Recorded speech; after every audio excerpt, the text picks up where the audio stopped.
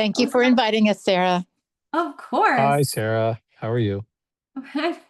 Good, good. We're so glad to see you all. Yeah, so really, we're going to start very shortly, but this is a very unique project for Gravity in that it's the most member leadership and member investment in an initiative I think we've had to date. Just we got to be very, very close over the course of the time. I think Maribel, hello. Oh, how fun. Oh, it's so good to see you. Oh, good. Oh, and Trent's here, Eric's here. I think we're only missing Elaine from our member stakeholders, and it's 4:03. So Elena hopefully will be coming soon. I might just text her before we get. Sarah B, do you see her on the call yet? I don't. Okay, okay. I I'm can just gonna text her, text. Sarah. Oh, great. That'd be great. Thank you. Hey, Sarah. John! Sorry, I'm a little Welcome back, late. John Rancor. Hello. Hello. Hey, everybody. Hi. Oh, Oh, hey, John. How you doing? so good to see you. Likewise. Likewise. Oh, Thank you. gosh. I know when I went, I just did my little test thing to see like, does the USCDI page work? And I was like, it's there. I know. Yep. I'm really grateful to have you all back and we missed you. And thanks for coming today. All right. So welcome to a special session of Gravity Terminology Call. And this is a listening session. And so I want everyone to feel free to come off of mute for this session. It's likely going to be small, even though there's 32 people in the call. Because this is a listening session with Gravity team listening to you all as members and implementers, making sure that we do the right thing. And it's all about our 2-year project to develop the open classification for social care programs for the purposes of navigation and connection to services. Next slide. And again, you can tell how much I love our community. That's a lot of happy hellos. I'm just like, you guys are the best. So welcome. Again, you're muted, but please feel free in this conversation. This is not an us presenting conversation. This is an us listening conversation, and you're being unmuted and really informing us and helping us understand your requirements is the purpose of this call by design. The call is recorded. Recordings are available on the Gravity Confluence page following. You're encouraged to participate by putting in chats to everybody, but again, feel free to chat and talk out loud. And we're so glad you're here. Next slide. We are a HL7 accelerator, so therefore we all follow collectively the American National Standards Institute requirements for antitrust practices, and we have the responsibility to comply fully with federal and state antitrust laws. Individuals speaking or providing written communications shall refrain from any discussion which may provide the basis for an inference that they agree to take an action related to prices, services, production, and allocation of markets, or any other matter having a market effect. We shall not discuss pricing or others' pricing or anything that may affect pricing. And we apply these guidelines both specifically, but also avoiding any behavior that might be construed as an antitrust violation. Again, this is all part of the ethics and requirements of developing open consensus standards. Great. Okay, move on. The next slide. That's a lot to say. Very small agenda because it's really just talking today. Brief announcements, and then we'll go into discussing the classification. Then close with community homeworks and next step, which are really just welcoming you to continue to engage in the work. And we're glad you're here. Next slide. Next slide. So just brief announcements. We continue to work through our STU 3.0 updates and the Gravity Technical Workstream calls Wednesdays from 1 to 2 Eastern Standard Time. There's a lot going on over there as we head to ballot. So please come and join us at Wednesdays from 1 to 2 Eastern Standard. Implementation Workstream has our final meeting of 2025 next week from 2:30 to 4 o'clock Eastern Standard Time. It's continuing to focus on return on investment, specifically focusing on a member high mark and 3 different perspectives on data for return on investment, both from outcomes reporting, but also to cost savings. And then we're going to have a little member roundtable focusing on additional member perspectives on return on investment, leveraging Gravity standards and addressing social needs. Tomorrow is the deadline for our toxic stress submission that we presented at the September 10th ICD-10 Coordination and Maintenance Committee. We have a whole packet to support you in commenting on that, including a draft letter that you can use as you wish. Again, it's tomorrow is the close of that, so it has to be submitted by end of day tomorrow. I think that's announcements for now. Next slide. Any questions on that? All right, next slide. And I'm going to make member SMEs come put their faces and come on camera, because this is not meant to be a Sarah show, this one. So when we start talking about it, I really want to see your faces. If you're willing, you don't have to come on camera, but I definitely want you to lead the conversation as the experts that you are. So what is Gravity? We are a collaborative initiative with the goal to develop consensus-driven data standards to support the collection, use, and exchange of data to address the social determinants of health. Next slide. It would be impossible to be us if not for our members. So as an HL7 accelerator, we are a member-driven initiative. And so members commit both resources, as you'll see today, and financially support the effort. And we also have designated memberships for entities that are community-based organizations or patients to ensure that grassroots patient perspectives and care delivery perspectives are included in the governance decisions that we have within the project.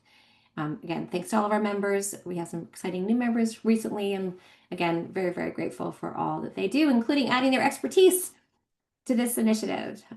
Next slide. All right, here we go. Exciting times. So in May, we voted on the initial conceptual draft of the program classification. Version 1 is the reconciliation of all formal comments on that vote, because again, as part of HL7 process, if there's comments on a deliverable as part of the consensus vote process, we have to reconcile them. So we spent the summer doing that. This draft represents the resolution of all those comments, and the classification is posted for view only on the Confluence. And I'd love to show, I think we can show you that as well. Sarah B, are you sharing or is Asha sharing? I'm trying to remember. You're sharing? Sharing right Me. now. Yeah, you're sharing. Uh-huh. And so what before we move on, I'm going to go to the, so when I finish this slide, I'm going to switch to pulling the owning the screen, and I'm going to show you the Confluence the classification on the Confluence once I get to the end of this slide. The classification is posted for view only on the Confluence, and the classification can be downloaded in a more searchable format for current use. You can see that here. So this is a screenshot of what we have. If you download the document, it shows there's like a legend and a key, and then the classification, all of it's like 52 pages. Welcome, Janice. I'm going to welcome her in. Is available there for download. And so just acknowledging that this is the content part, we recognize that we've made something that requires curation and iteration. And so we're committed to reviewing with comments we discuss twice yearly for now. So the next updates would be towards the spring. But what we need to do next, and which is the focus of the call, is really review requirements and determine technical paths for publishing. So this is a method of publishing. It has no technical features. So we are working on that with you all. So I'm going to open up the classification and then show you, open the screen here and show you what we got. All right, and here we go, share. And then Asha, you can pull it back, all right? So can everyone see my screen? Not Yes. yet. Yeah. Program Almost. classification. I can. Yes. Okay, we're Yeah. there. Oh, good. My name is Sarah and I work in Vermont, and the internet here is not fast. So my apologies. The classification was originally placed on the Confluence underneath terminology under a section cross-domain build, and then classifications underneath that. We have been talking and we identified that likely it needs to be its own project and in its own area on the sidebar, and we're going to be working on that with members going forward because we created something that is very different from everything we usually create in terminology, and so we want to have it be accessible. And again, this is just the concepts and their relationships that's posted right now. We're going to be talking about technical elements regarding this very shortly. So this is the synthesis of each of the proprietary classifications and taxonomies of the subject matter experts of reference. And it is very long and beautiful. It is a first draft. It is like the first version of it. So we do expect some iteration and refinement over time, but this is the where you could, if you just want to catch a vision of it, you can scroll down all the way to the bottom of the page. And just for an orientation, just making sure everyone can see, I'm gonna go to the top here. The way we organized it is we organized it by the area of primary need. And we, Nicole, Owen, Elena, Joffer, Carla, anyone on the call, like this is your baby. So I was just a handmaid into it. So please, if you want to say anything, interrupt me, talk. This is not my work to elevate. It's all of your gorgeous work. And so the primary problem statement, like food, housing is the first element of the classification. The next level, the super type, like what about food do I need help with? That is just kind of an organizational technique that we had to try to structure and structure each of the different programs and program groupers and types and make sure really from a point of thoroughness that we've evaluated all possible angles. And then the primary concept, that tag, the classification grouper is in bold, right? So the primary output of our initiative is in bold. And this is the type of the thing, right? We'll talk more about how we organize it going forward, but underneath already by design, gravity specific programs and 211 specific programs have been analyzed for how they belong into these program groupers. So everything in bold already has been evaluated for what are the specific programs that might go under it if we ever did make children. But the primary concept is in bold. Does that make sense? Is everyone up to date on that? Lots of quietness. That's where we are. That's where we are. Hi, Keith. Oh, yay. Good to see you. I haven't seen you since Wisconsin. I know. Yeah. Yeah. All right. So what does HSIS programs mean? that is the 211. So Keith, Nicole, would you please describe 211 HSIS because we would love to hear you talk about it. Sure. Go ahead and chime in, and then Keith, you can add anything else. So 211 HSIS, it stands for the Human Services Indexing System, and it is a proprietary taxonomy system that's subscribed to by 211s across the country, as well as any other information and referral agencies that have a database of social services. So we have a mapped out taxonomy of about 10,000 terms that each have their own definition and are all mapped in a tiered hierarchical structure. Anything else, Keith? Just that our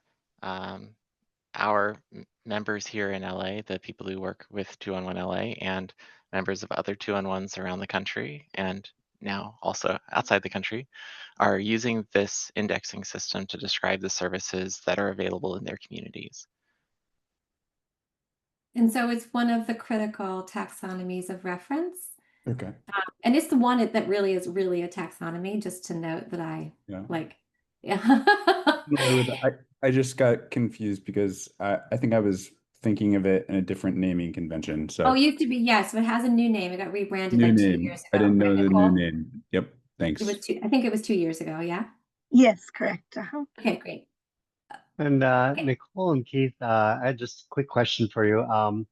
So is the taxonomy, is it freely available or is it licensable? How is it accessible typically? Yeah, it's a licensed product, and Okay. it's typically licensed to vendors who are producing software solutions for other 211 organizations to incorporate in their products that are customer facing. Okay. Great. And Thank then you. so sometimes our, like, some of our members in their solutions have licenses to 211 to incorporate it into their solutions as well, right? As an example. But that's partly why you see us mentioning that they may apply, because we're trying to protect the IP of 211, but show that we did the thinking. Yeah, Right. it's very similar to how HL7 incorporates X12, SNOMED, CPT. These are other licensed, Okay. yeah, Sure. licensed technologies. Thank you. Lucy, you have a question? Yeah, again, with respect to the HSIS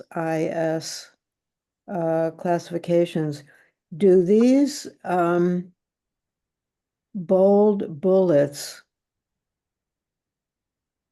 do the HSIS programs all use these same bold bullets? Like if I call 911 in, I'm sorry, 211 in Iowa, and I need a specialty food provider, do all 211s or their licensees use these bulleted bold titles? Nicole, I'll let you speak to that. I can help too later. Okay, go Yeah, for it. I'll tag team with you, Sarah. So short answer is no. We were trying to come up with more with those bolded sections. We were trying to come up with just a terminology that summarized a whole section. So it's not a one-to-one match, but I would say that within HSIS, we do definitely cover all of these concepts within the taxonomy. And then this is kind of common language formatting that if you were to call to a 211 somewhere else and ask for assistance, they'd likely be able to bring that up for you. Or if you check their website with these types of just kind of keywords, you'd also be able to find assistance that way.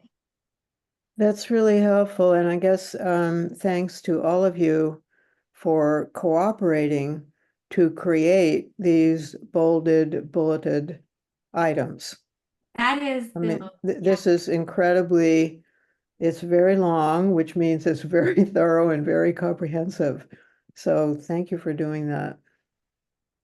Lucy, that's really like the amazing thing about the work really for me is like because of the mission of standards being so clear, the why we do this work is all of these different entities coming together for a common purpose.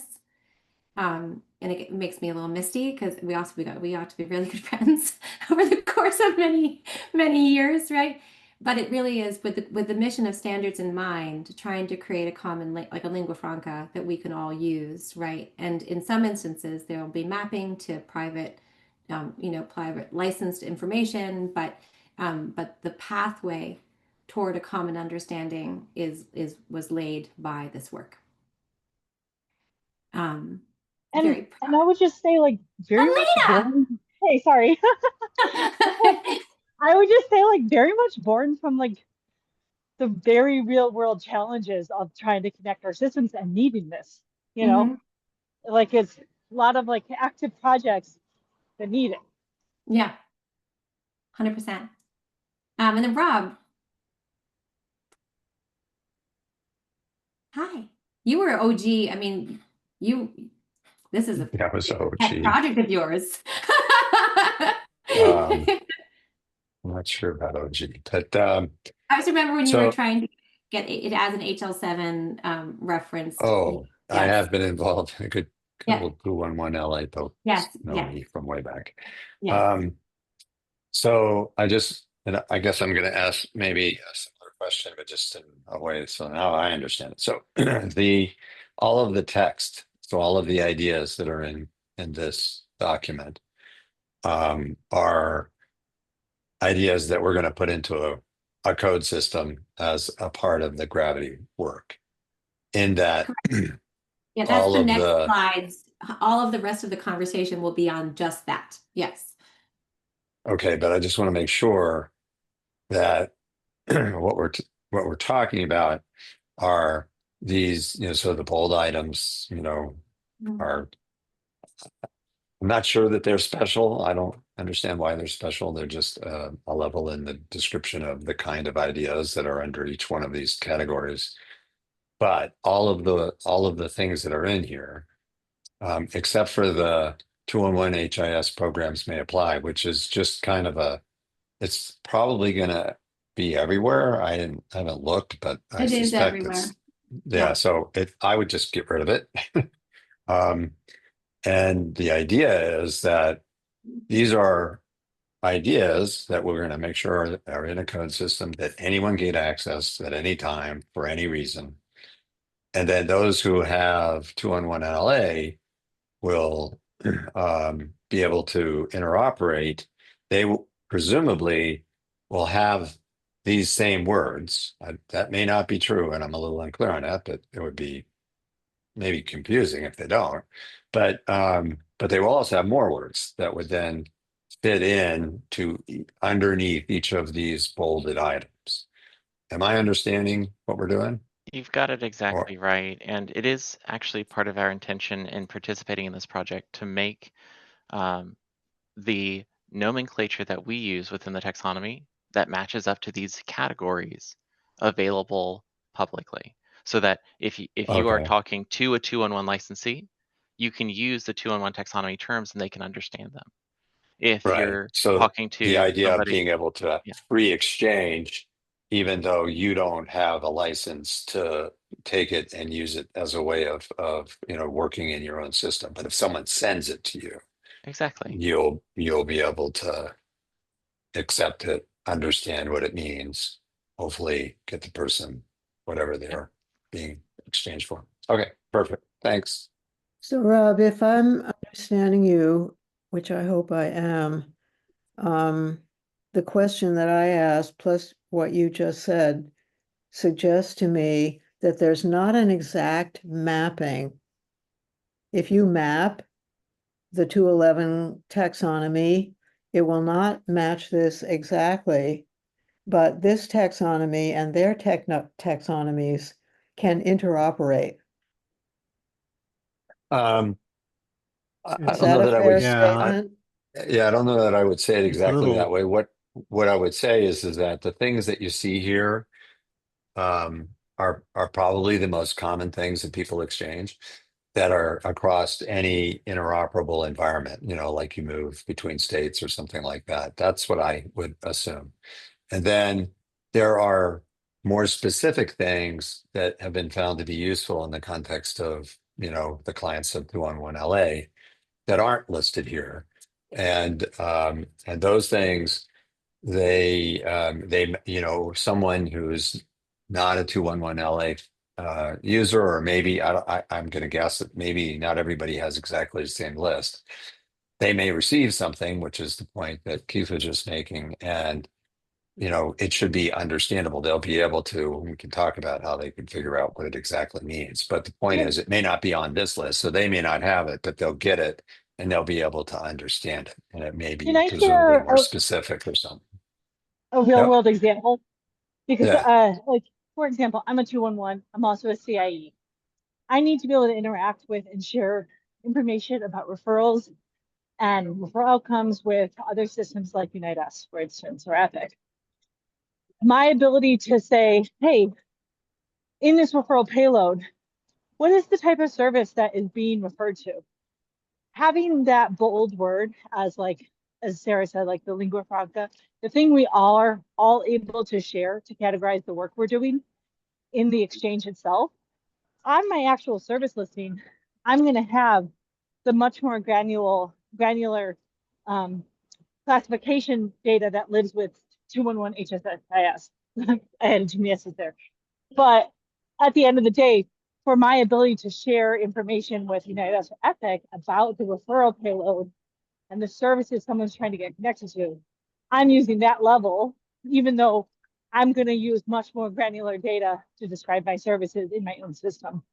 But I'll still use that higher level for exchange, if that makes sense. I also want to be careful that we're not conflating purposes. Like even in Gravity terminology, in Gravity speak, we have more specific concepts for all the specific programs, right? Because those are important when we're considering enrollment. Like I'm enrolled in a specific program that may be contained under a program type grouper, right? So it's not just 2-in-1 that has more granularity than the grouper concept. Gravity does too, right? So it's for the purposes of like grouping and tagging that we develop this lingua franca.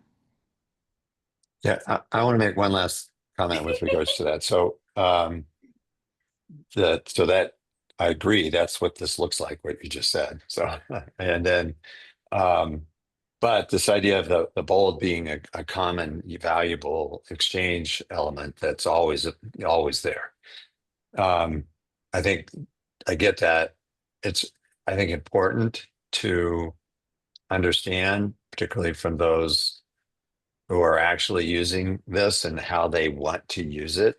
And this goes to those of you who are actually building the system, Jim and others, that what we decide to call that bold item, that, a lot of times in the HL7 world, we have kind of categories and then codes.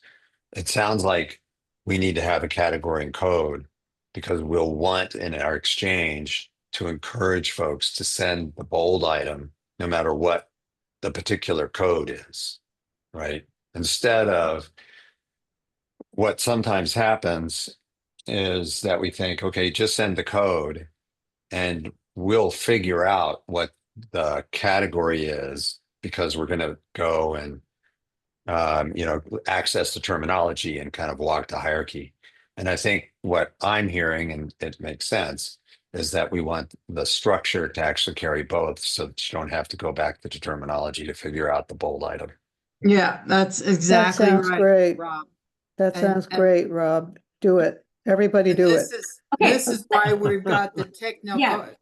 geeks on there, because we don't know where to put it and how to do it. And so that's the next slides is Yeah. how are we going to do it? So having grasped the content, it's now we're going to go into conversations on So requirements. Sarah, I just have one more question, I think. I really appreciate this conversation about the bolded bullets. Now the bullets under the bolded, which are not bolded, but just little bullets under each of these, I'll call them titles. When I riffed through this, I found I thought of a lot of things that I didn't see here. So let me ask this distinguished group, if somebody looks at this and thinks of somebody that obviously fits under grocery delivery but isn't stated here, how do we deal with that? Look, program documentation. No, it's like where's the one here? It's like here, resource for implementation. Lexicon of Human and Social Service Programs. Gravity has tried to make transparent every single program we name that's under the bullet. And we presented it here in this format so that people can look at the comprehensive list, search, and see if their program is in here. And if it's not, you can submit it as program enhancement. Okay, that's great. Thank Yeah, you. and this is Obviously, also- I was not paying attention when this was first introduced, and I've just written, actually, Sarah and Sarah Bahal, I've just written a long email with several non-bold bullets to fit under the bulleted, under the bold bullets. Oh, great. So- Okay. So, and then our You work can will be do to with them what you like. Thank you. Great. And I just want to further answer her question. The programs that we identify with our SMEs, we are now creating in SNOMED. They are qualifiers and they are flat, totally flat. And that's one of the things that we're going to talk about coming up. So, okay, I think we're all good now. Because if there's the great thing about the transparency of this is the groupers are transparent. And then for those of us who have and if there's anyone's wondering what kinds of programs belong under there, Gravity's taken the effort of putting its programs under there. And then if we're missing a program, please let us know. And you can just submit it via an email. But if you want to know whether how to find what programs we have the Lexicon of Human and Social Care Programs and Professions, which is basically a massive dictionary. All right, we did it. Okay, so now, having reviewed the classification, having answered questions on concept, member SMEs, anything else you want to say about the classification before we go back to the deck? Anything from our friends at Find Help or Unite Us? Epic? I would just say, Sarah, this is Jaffer. Jaffer, I would have called you in. Sorry. No worries. No, that's perfectly okay. No, first of all, I just want to acknowledge that the work of 211, Unite Us, Find Help, and Epic, and I'm sure I might be missing others, just committing to expose as much as they can publicly, and many of those are freely accessible taxonomies, really was, I think, a special moment, for this group and for this community. So I just want to acknowledge that to get to where we are. It is imperfect. To Lucy and others' points, there will be many iterations I see in this going forward. Now, I also agree with the other commenters that coming up with a coding mechanism is going to allow us to speak the same language, at least at the higher levels of the hierarchy. What this doesn't account for are situations of individuals, meaning a particular food category is very valuable to talk about with each other, to report on together for CDC reporting, state reporting, our customer reporting, community, CIEs, and so forth.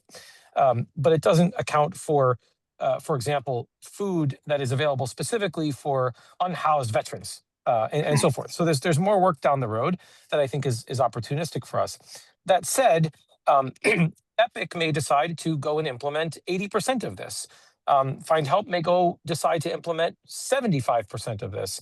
I won't speak for others, but what will work in any one of our given technologies is going to depend on what our technology provides. Meaning, a search taxonomy is different from a search referral and billing, system, and the list goes on. So I think implementation does not mean every vendor perfectly implements exactly and only these things. It means this is useful, and if we choose to implement it exactly, great. If we choose to implement components, but then still be able to map with those code sets, even better. Mm-hmm. So I just wanted to layer in a little bit of interpretation for how different vendors may now use this. The goal isn't identical systems. As many of us that have been in HL7 for 20 years know, it is very much the ability to communicate with one another. I think Alana made that point as well. So that's my 2 cents, Sarah. I love that, Jaffer. Thank you. Thank you for letting me call you in. All right. Anyone else? Given Gravity's standing now in the community, Jaffer, I would just hope that whoever needs to implement something like this for your own mission and purposes, not to mention workflows, this becomes, I won't say template, because it may not be duplicated exactly, but it's certainly an authoritative reference for what anybody needs to be thinking about. And you may not need all of it, and you may need more than this, but it's certainly potentially an authoritative reference for almost anybody trying to code stuff so that we can interact. In its first draft, in its first version, in the humility, and looking. Yes, I thank you so much for that, Lucy. I just want to note that we really we're very intentional about trying to get as much feedback on it as possible. It will go through cycles of change, as I mentioned, right? And that we will have change control, just like we do with all standards, and will be evaluated by subject matter experts who are all these members on the call and 211. And again, I really am so grateful. So it was a bunch of Gravity members and 211 LA, and I know Maribel, you're on the call. I'm just grateful for you. I want to say thank you so much for your investment in this work. Are we ready to go down to the technical conversation, I think? I hope so. A Okay. lot of us didn't know about this, so we all have to get used to the idea that this has actually been done. And it's quite extraordinary because we've all bumped into the need for this over many years. So thank you for the time to let us do that. Okay, Of course. Yeah, I think we over and really- out. Yeah, I know. I saw member faces. I just saw the subject matter. So again, we're going to name them in a couple minutes, but the people who invested the time and effort into this project, I just bore witness to it, and they are, and Sarah and I were both helpers, but it's really all of their wisdom. So now to the next slide. All right. So this is my, my little shout out to them. So we had we had Unite Us, Molly Baumgart, Molly Harris is on the call. Molly Harris dropped off, had to go to other ventures. We had Find Help, Carla Nelson, Owen Paisley, Jacob Huber, Trent is not on there as well. 211 San Diego, CIE with Elena Kalinowski. And then we had our required community SMEs. We knew we couldn't do it without 211 LA. And so we're very, very grateful for Maribel offering and supporting Nicole Bonilla and Keith Brick in this amazing effort. So just huge thanks to all of you, because you're amazing. It was great. And now we're really just thinking about ways to not break up the band. We're going to have to review comments on it going forward, but these are the people that made it possible. Next slide. All right. Okay, now we're going to get technical, and all of those thoughts on use come into play. We really just want to make sure. So the concepts were really just one part of it, right? So that's that. We just saw it, right? The relationships and the terms and the naming.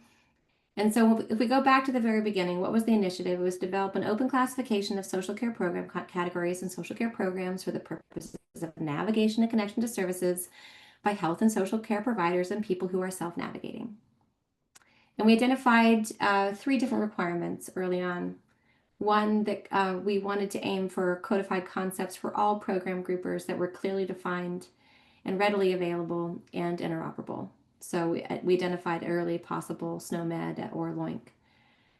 2, we wanted to make sure those concepts could be leveraged for additional purposes. This is why we invited our friends from FAST here, David and Janice, because we identify that these same types of groupers can be leveraged possibly for other purposes, such as directories and facilitate documentation of service provision and enrollment.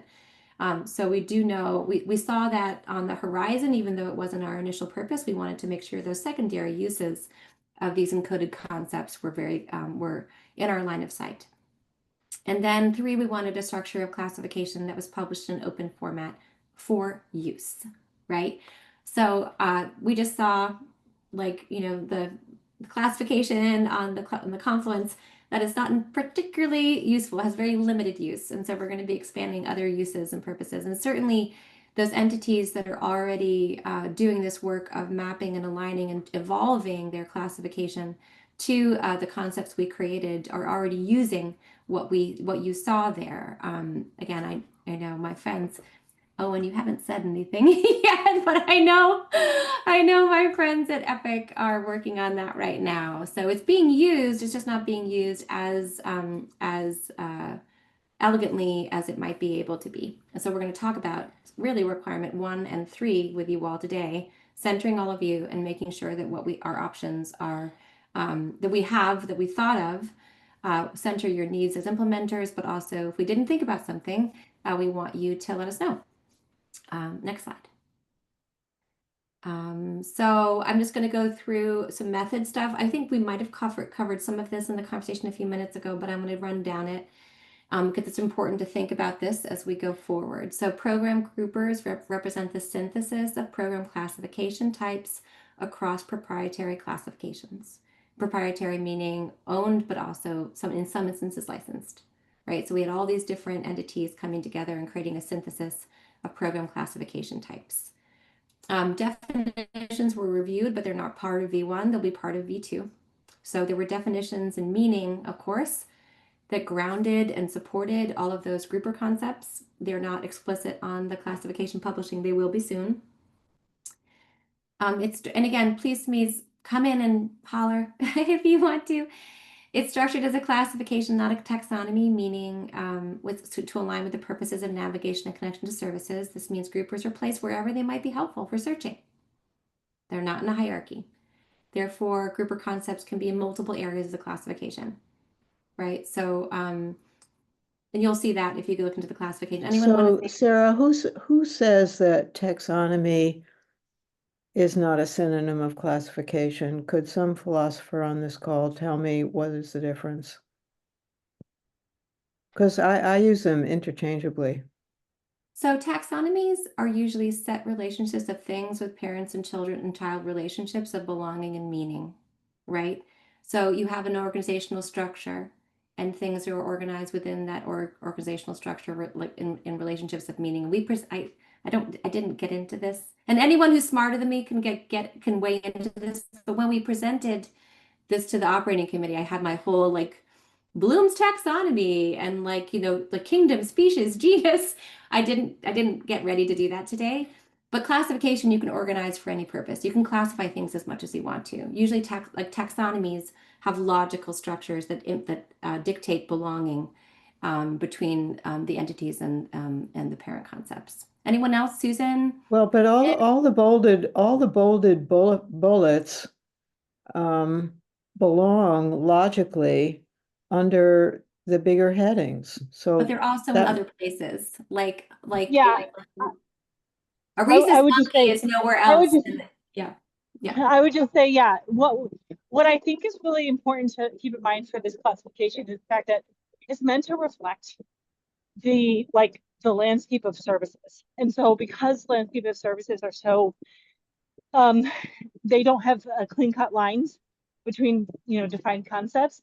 A lot of things live in multiple places, which I think for a taxonomy is usually almost like a Dewey Decimal System where it kind of has a home in one place and doesn't spread Correct. across branches. And Maribel, Okay. Nicole, and Keith, Thank you you. have a taxonomy, correct? Can I? Wait. Let me just call in. I just asked Nicole to come in. So, Okay. Yeah, I would just say that I think classification is a very general term that can mean lots of different things. Whereas with a taxonomy, like you were saying, we're talking about a system of classifying things within that structure of a hierarchy and going from varying levels of granularity. And then for that hierarchy is creating a map of where to find things, like Elena mentioned about like Dewey Decimal System. That classification is like where to physically go in the library to find things, and pretty much what a taxonomy is that mapping. sorry, I wanted to give Nicole a time to answer. Thank you, Nicole. Sure. Yeah, unfortunately, what I'm going to say is not consistent with what everybody else is saying. Oh no. It's also in not the- necessary to come to agreement. This is not the topic. Yeah, we might want to just not, this is really not that important for us. And so we might want to just kind of get rid of some of these things. It's fine to say it's not a taxonomy. I think that's actually a reasonable thing to say, because it does get that issue about using, a strict kind of taxonomy of species and things like that, where you're supposed to only belong in one thing. In the healthcare world, in the healthcare terminology world, we actually use the word classification in a similar way, i.e. ICD-9 is, we often cite ICD as a type of classification with the requirement that something be in one place and one place only. Mhm. So that's just like a taxonomy. So Fascinating. to say the way that everyone else is using the word classification is not consistent with what we do in healthcare terminology. But So the I would golden just concept not. is not incorrect though. It's not the taxonomy. I'm not saying anything else is not correct. I'm just saying be careful about trying to distinguish in the healthcare terminology and using the word classification, which is classically used in a way where it is.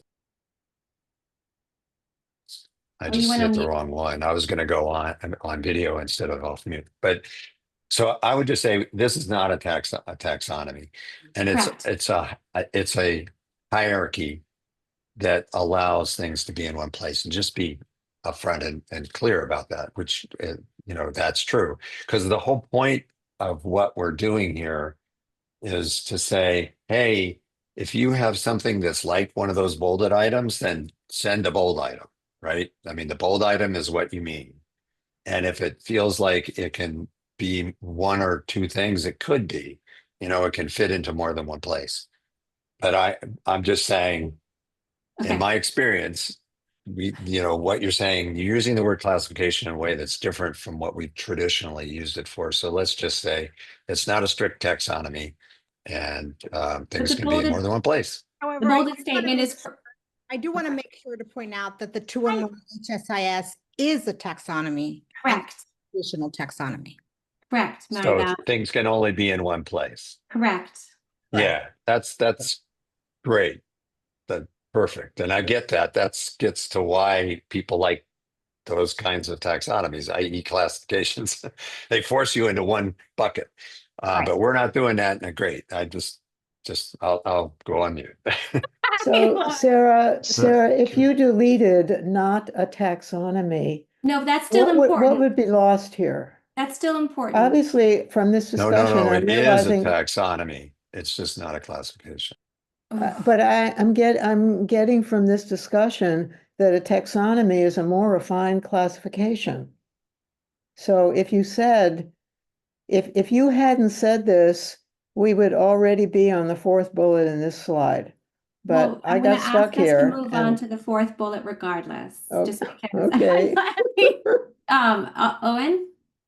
I just wanted to interrupt, do a bit of a Hi. time check because I know we're we have to go on. I know. halfway through and would I like know. to Thanks, talk about Owen, the for code being stuff. Owen. Yes. All right.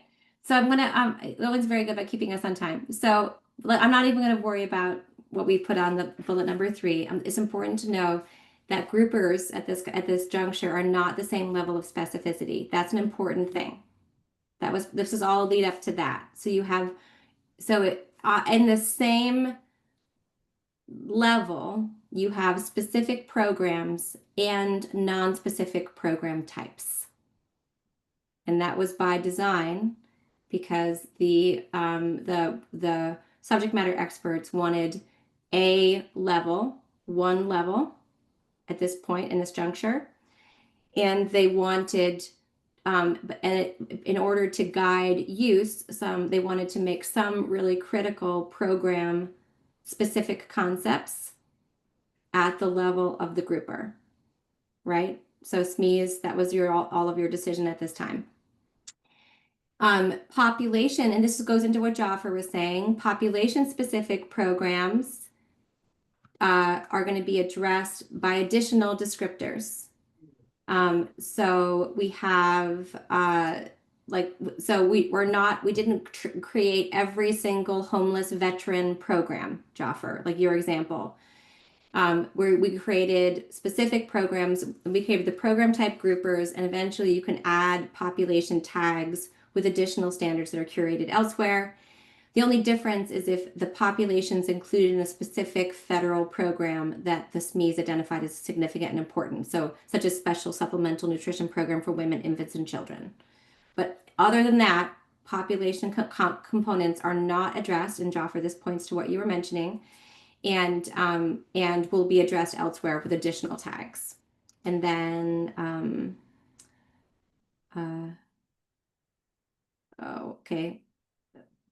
okay, great, okay. And so So, and for every concept, grouper, and program mapping, 2-in-1 HSIS concepts have been evaluated by design, but they're not represented because of IP. Okay, next slide. Thank you, Owen. We're trying to get there. Okay. So requirement 1. So this is where we have to listen to all of you as implementers and listen and make sure we did this correctly. So requirement 1, codified concepts for program groupers that are clearly defined and readily available and interoperable. So the proposal is to try to submit all possible grouper concepts to SNOMED CT. All of our program concepts are already in SNOMED CT. And so that is the place where most of these types of things exist. However, we wanted to note that in some instances, SNOMED CT does not like creating grouper concepts, so we might be stuck and not be able to build in SNOMED CT. The closest value set of reference within HL7 for these types of things is in healthcareservice.type, because it's and there's many social care relevant concepts in that value set. And so our proposal is to leverage healthcare. If we can't get everything we want in bold into SNOMED CT, would be to build it in to enrich healthcareservice.type for additional concepts. Does this meet the needs of implementers, or do we need to think about other things? It is HL, here I can go there. It is an HL7 terminology, and I will just pull it up. So here, hold on one second. I can put it in the chat, Sarah, if you want. Okay, that sounds great for exploring. We were just trying to find things that are already like this. I mean, another instance, I suppose, is there's other terminologies possibly that we could use, but all of our programs are in SNOMED CT so far. Yeah, I'm So- sensing you're asking, and it would really be good to hear from people. Particularly, I guess I'm sensing your SMEs thought it was useful, the folks at Epic and maybe 2-in-1 LA and I don't know, but to put these things into SNOMED. But in our world, I do think it's reasonable to think about putting them into an HL7 code system. I'm not sure whatever one is in the healthcare service that type, whether it's like ROLL or ACT or something like that. But we could make our own. I don't think that would be a crazy thing to do. It'd be really helpful to get a sense from we just folks need to as they know listen to this, where to what put they'd it, use. what they're going to do with it. Do they want to put, there's more, is there something you were going to show, Sarah, about healthcare service? Because there's other options. Well, I mean, the reason why I'm going to start sharing now again. I'm going to keep on. So I'll go. And again, I want to make sure we're time boxing. Oh, it's only 4:55. So we figured it out. Okay. Okay, I'm going to share now. I think I can share. How come I can't share? Okay, there we go. I'm going to go into healthcare service. Yeah, it's actually its own code system that's Correct. it came out of Fire, I guess. Where is it? Oh, there we go. Hmm. I'm trying to find, this is not my value set this is not the one I know. This is not my friend. Yeah, I put the link to the value set service type in the chat, but it's not expanded there. I'm still looking. Yeah, just go to the code system. Yeah, I don't know why it's not expanding. Just click on the code system. Yeah, that's it. So you can see there's a lot of this is a code system. This is a value set that's used for a very similar purpose, right? Tagging types of services and programs. And it even is used to describe programs. If you go back to here, right? So you have your program, healthcare service program. And there's a lot of social, it's not very big. This looks like it would work if they would let us add category. The problem is we're sometimes more than 2 levels. That's not a problem. Yeah, I think this is an interesting I- solution, Rob. I think what we really need to get a sense of is whether people want to use, do they care what code system this is? And do they want to use SNOMED? The reason that you would want to use SNOMED, there's a couple. One, you live in Germany and they require that you use SNOMED. Or someplace like that, someplace where SNOMED is really a critical thing. That's probably not true for any of our implementers right now. The second one would be that there's, and this is true, that there's relationships that you really want to use the code system to help you navigate with regards to the meaning of the concepts that we see here and how they might relate to something else. Now, in the context of these, it's probably not going to happen, right? Where it is valuable is when you're in a place where you're trying to look at the, pathophysiology of diseases. But in this case, I'm not sure that there's really someone's going to say, I want to use SNOMED to actually go and find all the services that are linked to your back, right? Your physical, body structure back. I don't, you could imagine that, but I don't know that that's really a powerful argument to put these all into SNOMED. I'm not saying we shouldn't use SNOMED, but I'm just saying, given we need to find out what our users might want, and I suspect they're going to want to just get the codes exchanged. And if that's all they need, then I think we could build something that we control. We can put as many levels into this as we want. We can build the hierarchy, can have multiple, you can have multiple parents, the sort of stuff that's already in the classification. Or sorry, I already used the word, but the code system. So this is why. So we have all of our implementers on the call, the technical folks, right? So not all of them. We have a whole bunch of them. So this is the hope, is to does this work for you all? Right? This is, Sarah, this is Jaffer. I'll just very briefly state from the FindHelp perspective. So I agree with the comment that it's unlikely someone's going to use a SNOMED code to conduct a search, as a care coordinator, or to, specifically do in-system navigation. However, I do believe the state of New York would love to know, how many queries of SNOMED code XYZ type programs took place by geographic region to figure out where they want to make more grant investments. Or if Maine were to discover that transportation, to oncology visits or mobile dentistry has been top needs, so they can continue to refine their Medicaid in lieu of service program. Meaning, I think there's a lot of reporting that will become invaluable with those code sets. But I agree. I don't think just like a doctor 20 years ago didn't memorize ICD-9 codes, they typed in an IMO term, cough. It's a similar type of situation. So Jaffer, from a FindHelp perspective, it doesn't matter whether it's in SNOMED or in an HL7 value set, then? We're not proprietary. You're using that word. No, I know. I'm thinking about Chuck and him retiring and what he would say. I think I see use cases for either of them working. I'm on the fence, but I'd be pleased with either. Great. Okay. I see Jim and I see Lena. I just want to note that we do have let's go with Elena first. I just want to be at the end. Okay.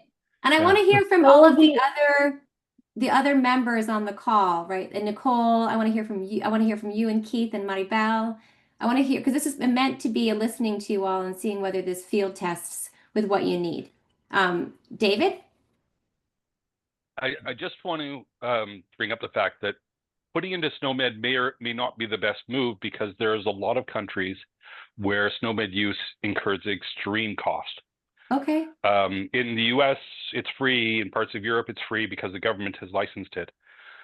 In Africa, in parts of Southeast Asia, they have to pay individually, like the hospitals and such would have to pay for that use. So having it in HL7 where it's freely available would be preferable in that situation.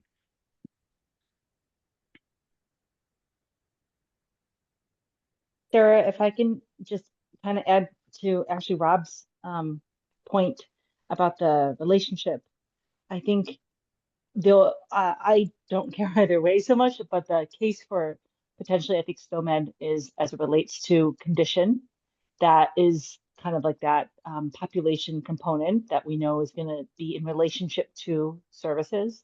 So like conditions like you have an HIV diagnosis or a condition of breast cancer that we know are often in relationship to eligibility and service descriptions themselves. Thank you. And I think we actually could have, like, our original solution was that we might need both anyway, right? Because we might not be able to get everything into SNOMED. So maybe it's a both and situation. Jim? Oh, yeah, I think Matt had a question too. I'll just go at the very end. Okay, so so we're really focusing right now. We're focusing on the bolded concepts. Those are the output of the classification. The specific programs are sometimes at that level because we organized it in one level, and the specific programs are already getting encoded in SNOMED. SNAP, for example, will have a SNOMED program concept. All right. Woo! I love that Joe's coming and going, this is hard. Owen, hey, Epic, does it meet your needs, friend? I guess, can you say a little bit more about how this, like, would our terms replace this pre-existing list of 596 concepts, or We'd have what? to curate our own. I guess, Rob, this is what you're saying, right? It wouldn't, yeah. No, I wouldn't. Let's not go into that right now. I think what would probably happen. This exists for a reason. It's an example value set. It's examples everywhere. So that being said, I'm sure that some of the examples that use concepts in here that aren't in our list because they aren't in that domain of need. But so we'd have to kind of intersperse them. That's not terribly hard. I think. That being said, I think we could still just do our own because it's very focused on doing the sort of things that we're looking at doing. So it wouldn't be crazy. This is a very good choice as an alternative, but it probably overlaps.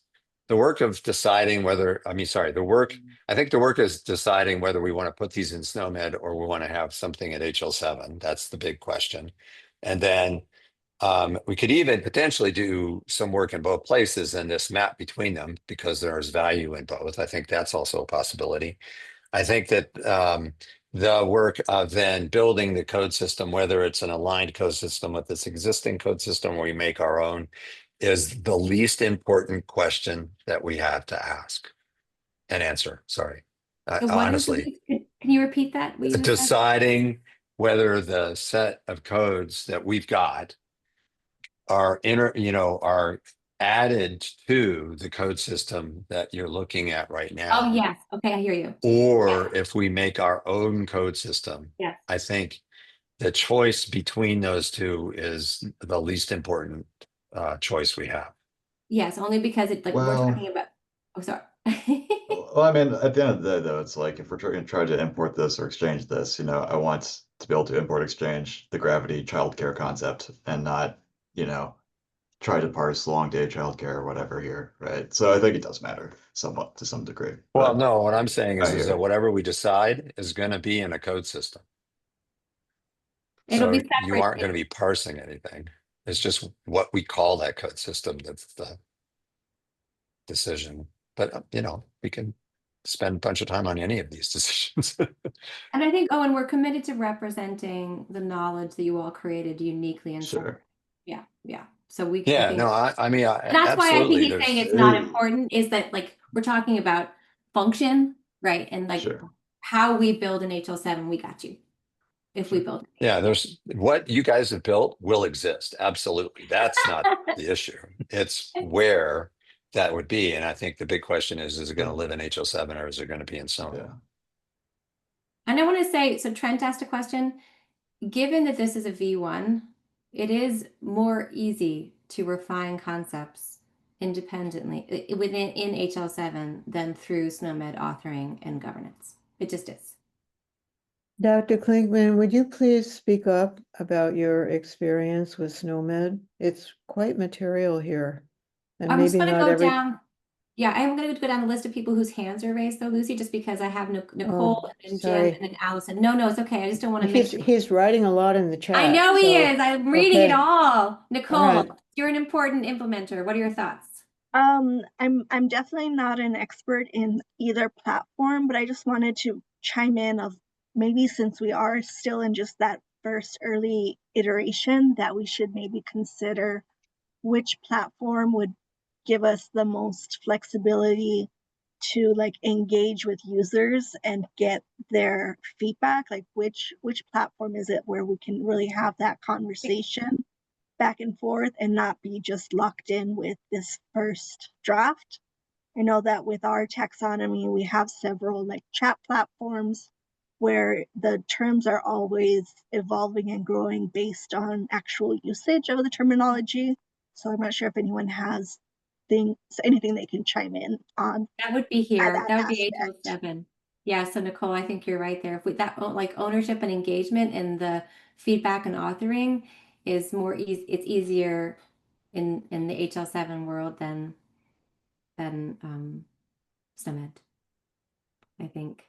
Unless I'm wrong, someone can challenge me on that. Jim, you still have your hand up wanting to be last. Is that correct? Yeah, Allison, maybe. Yeah, I think sure. Allison. So, Hello, Allison. hi, I'm a Welcome. little, hi, Sarah. I'm a little new to this forum. So pardon if I misspeak on anything, but there was a comment in the chat from Denise that I think is really important, and at Cognizant, we do support a lot of health plans and a lot of billing, because we are a TriZetto, work on the TriZetto side. So a lot of health plans use us for claims. And I do think it's really important because implementing prior authorization today has been a bit of a struggle because of the use of SNOMED codes and the fact that downstream systems to bill for those services do not use SNOMED codes. So the translation between those, and that's specific to prior authorization, I would assume we would run into a similar issue here, requesting these services and then expecting the health plan to pay for them. And there's not always a one-to-one mapping, and there's not a ton of crosswalks that are available on the market. So health plans and or vendors then have to build that and maintain that. So I think my preferred option, just going through some of the implementations we've done for prior authorization and DaVinci IGs, would be to lean away from SNOMED codes and find a code set that everybody is using one-to-one. So nobody has the burden of doing a translation or a crosswalk. Heard. Love it. Listen, in the grand scope of hoping we got implementer member feedback, this conversation's so great. I love it. Yeah. Okay, there's more. Oh, sorry. You go for it. I was just going to say, I mean, from a code set perspective, like CPT codes or crosswalks or SNOMED codes, like somebody is paying to use those code sets. And sometimes it happens 2- and 3-fold if a vendor is also paying, but also the health plan is paying, but also, the provider is paying to submit using that code set. So I think just from a budgeting perspective, it's also really nice to have something that people don't have to add to their licenses and pay to use more. Love it. Okay, so we have a fair bit. Okay, I don't know if we've come to consensus yet. I think we've learned a lot about requirements. I think I hear a both and approach being with the mapping. Yeah. We already were planning on doing the concept maps. And Jim, this is probably where you were raising your hand to say. Jim, I'm going to cue you I was up. going to say, I think maybe we do potentially have consensus. And the reason I'm going to say is that we're in a new domain, and typically in a new domain, and this has come up in many terminologies, not just here. It's come up in genomics terminology, in medications. I mean, we've lived, the terminologists in us have lived this through many decades. And it just starting out with, from a practical perspective with HL7, okay, allows us to be nimble and to better understand the domain. And it'll evolve, within the years, it'll evolve very quickly. And typically what happens is it's not an or. I mean, it's not, you're locked into one or the other. Over time, as the domain gets better understood and what appears as a classification starts to develop consistent relationships, those can make their way back into SNOMED and be mapped and represented in SNOMED in the future. But being nimble and practical and quick right now is a way. Nicole already said that, so Nicole kind of said everything. I want to say, everybody, I think I heard a lot of people, on the call right now say, yeah, SNOMED is great. Even Rob, who's SNOMED zealot, I said, well, but maybe, that's not the place to start. But I think from a practical perspective, I'd suggest we just start with the practical approach. That's easier to do. Understand the domain, understand the terminology. It'll evolve, and it'll eventually make itself into becoming a full formal taxonomy in 2 years, 5 years, 20 What are you years. Who doing in knows? here? Yeah. Fantastic. We leave the Okay. light on from the floor. Oh, Corey, Is you're that- Oh, I'm sorry. I'm unmuted. Sorry. that's okay. It's all good. Okay. Yeah. Does that Maybe, sound does fair? that sound like the consensus for right now as we go forward, and then we can take it from there? Yeah.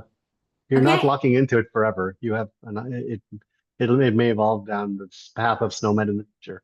Okay. Likely will. Yeah. So this actually might solve the next question now too. Okay, so Rob, don't go. Okay. All right, next slide.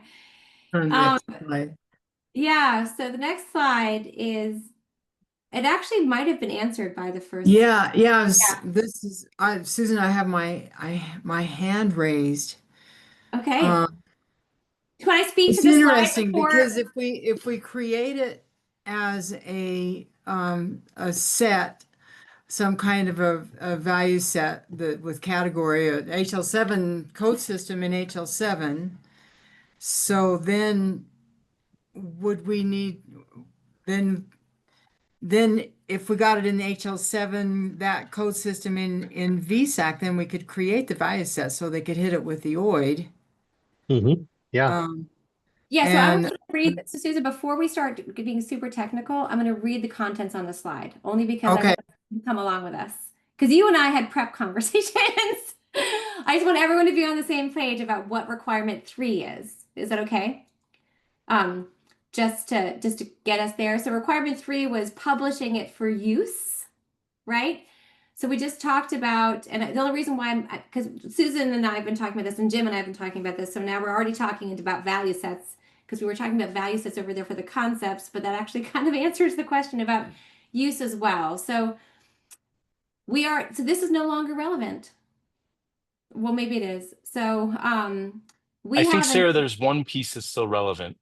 Okay. I Okay, think let's do it's it. the relationship piece. There's Yes. still an option to do that with value sets, or concept map, I think, is still the sort of option on the table. Love it. Okay, so the questions now are how we represent it for your use. And Owen, you've already been talking about this. You want to download the concepts and use them for your own purposes, right? The moment you're talking about that, that's basically like a value set, right? So although we were thinking about SNOMED CT, we knew that we weren't going to represent the whole set in organization within like the food concept within SNOMED CT. We knew that whatever we thought of as the structure and organization of the classification was not going to be there. So we knew we would have to define that separately. We've done it humbly by posting on the Confluence, like we showed you all the relationships. But there's other options for how we present that. There's options to just publish value sets. And when I was doing my tour of needs, it was Carmela Kuderk from ASDP who said, just use value sets. And Carmela, if you're out there, I love you. You're great. And then there was also thoughts about what Rob was talking about was more complex representations of relationships within HL7. And there's other ideas too. And so we're going to go, if we were using SNOMED CT, we could use ref sets. Oh, okay. I'm so sorry. Okay, I'm trying to read your concepts here. Over our skis. Okay. Okay. Mike, you're offering a lot in the chat without saying it out loud. Next slide. I'm going to call you in next, friend. So if we go to the next slide, we were just kind of trying as a team to figure out like how we publish the relationships. Do we post it on the Confluence? It's simple and human readable, but it's not machine readable. Do we publish value sets like Owen was saying he would like to use, which is, you know, if we move to HL7, that is what we would create. We would create value sets. And we also, as Susan was talking, we could do mappings for all kinds of different purposes. If we did SNOMED only, that would have been the association ref set. And then there's concept maps.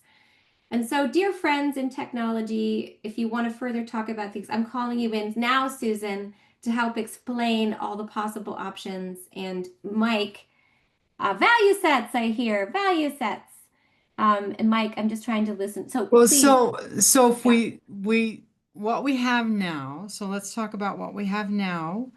We have a program value set in SNOMED, and we have submitted about 30 concepts that are going to be published in the next edition, the next release of SNOMED that will be added to our program value set in February. And whoever commented that SNOMED takes time. Those concepts are at the program level, like HUD and SNAP, and I love the idea Rob brought up of having a new term, a new terminology in HL7. That terminology could be mapped to the SNOMED program codes, and then we would have the hierarchy that we needed. If you want to find out if somebody's been referred to a food program, you can use that hierarchy, because SNOMED will not put the groupers in to make a classification. So we need the classification, and we don't want to do that with SNOMED, and we don't want to do it with VSAC because it's just way cumbersome trying to nest value sets. But I really like the idea of creating the service value set for our programs, and then maybe creating a concept map to SNOMED for the ones that we have actual interventions for, and then making a value set, a flat value set that just has the programs in it so they could get it. How do we feel about that, friends? Oh, and does that meet your purposes? Nicole, Keith? I just want the gravity ID for food pantry. Owen's like, just give me the gravity ID, please. Anyone else? Maybe I could ask. Could I ask a follow-up question to Owen? I guess certainly Yeah. gravity ID for a list of concepts makes sense, but when it comes to looking at the relationships, but to a parent, I think we're talking about just two levels there. Or are we just talking about the flat list? I'm sorry, I don't want to confuse things. We're talking about a food group and all the programs in the food program. Right. So as it relates to how you'd like to receive the relationship between the food group and the program and the food group, do you have a preference? I mean, I of think these it's options? like, we have ways of sort of representing that relationship internally, right? Yeah, within our system. I imagine that other systems do as well, saying like, okay, we know that we made this referral for food pantry because of stuff configuration in our system. We can say, okay, this is a referral for food. I think it would be, which is not to say that it wouldn't be helpful to standardize that and such. But it's not really an immediate need, I don't think, for us as much as like being able to just exchange what's well, for our purposes, intake data from other systems here, and then be able to send referrals out and say what those referrals are for. So thank you. I don't know if that answered your question, but it's It seems like it did. Cool. And I see Denise saying what Susan was talking about would work. I tried to answer Allison's question regarding, because usually when it's the point of reimbursement, it's about specific program. It's not about this grouper level. It's like, what did you do? And so that's usually at a more detailed level in some instances. Any other thoughts? Member implementers, this is your moment in time. We care. Unite us. Nicole, critical community partner, Keith, Maribel. We want whatever we're doing. Do value sets work for you? That's the question. I think this is really exciting to see how there's so much engagement and there's excitement about how we can use it and grow. And I think this is really a good opportunity just to think about the different directions that we can take this conversation in terms of like actual real world usage of the value sets. Like, are we going to be taking a look at this in terms of what different systems we want to do cross-referencing with? And then I think Allison's comments about thinking about some social services from the perspective of the billing side, and how there's not real there's kind of a void there in terms of how that's going to be looking, where I think this is definitely a conversation that would be great to continue and see what solutions are possible. I know that creating our system into what we've created so far with Gravity and turning that into a whole hierarchy isn't really realistic. So just trying to see where it is that we can engage, what other partners we can bring together, and kind of different perspectives on how this will serve as a link to other taxonomy systems. Yeah, and that is. Yeah, and to add to what Nicole is saying, I mean, the way that I look at it from an even higher perspective, you know, the way that 211 HSIS is used across the country by 211s allows for a national roll-up of needs and understanding of where service gaps may exist, and where needs are trending. And it would be great to be able to also do that with healthcare. And that we're measuring the same things. And, you know, the taxonomy allows for, you know, localization. And I think that's what's important to maintain in any classification system, the ability to tag services in the way that you need to based on local conditions, but still be able to roll up and align activities across the country from both sectors. So I think that this gets us there, unless of course you're using the full 201 HSIS, which gives you the whole Monty. Yeah. That's right. Thank you, Maribel. Michael, come in, friend, speak. So I'll speak from an implementer's perspective. I spent this morning working with a nascent community care hub in Detroit. And this conversation would be unintelligible to any of our community partners, even the sophisticated ones. And I think it just reinforces my experience in trying to map to SNOMED in a previous life, trying to create a term set that worked for primary care for Australia, New Zealand, and some European countries. This is really hard work, even when your domain is well boundaried, because the concepts that are on one side of the fence, in this case, primary care, are not necessarily reflected in a SNOMED clinical term set. So there were omissions, and back in the old days of ICD daggers and asterisks to map things from one to another. And that is really, really difficult technical work. And here we're mapping the social care domain, trying to find the healthcare hierarchical term set to represent what is an already developed professional domain. And you guys all know that well, because you've been doing this work to come up with that concept list. So my vote here as an implementer is that if we can get the bolded concepts right and go through iterations where people can agree that these are the important things that we need to communicate in a referral message, These are the kind of services that we need. We can figure out how that highest level works. And at that point, you'll know that for every food service, there might be 30 or 40 different codes from various funders that have been developed that you do mappings for, rather than trying to arbitrarily make a decision now that we're going to do everything to SNOMED or we're going to do everything to HL7, because I don't think in the end, those are the only relevant options that we will have.